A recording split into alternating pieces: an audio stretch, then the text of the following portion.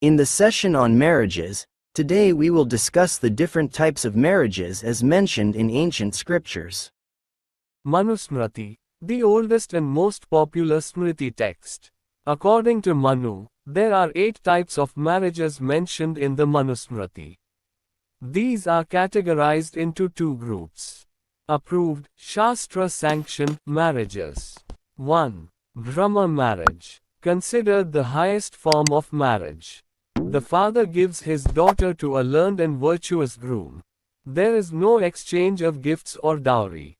2. Daiva Marriage. The daughter is married to a priest performing a yajna, sacrificial ritual.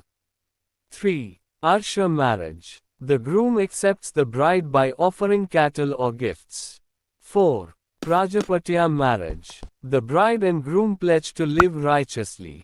No dowry is involved. Unapproved, unacceptable marriages.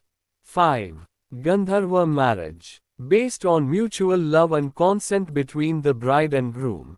It is regarded as the best form in the Mahabharata. 6. Asura Marriage. The groom marries the bride by giving wealth to her father.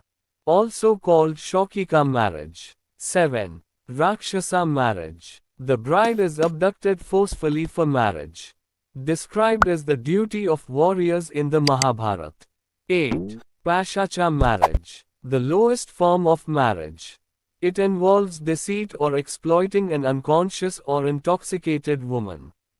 Thanks for tuning in. Catch you in the next video with a new topic. Bye bye.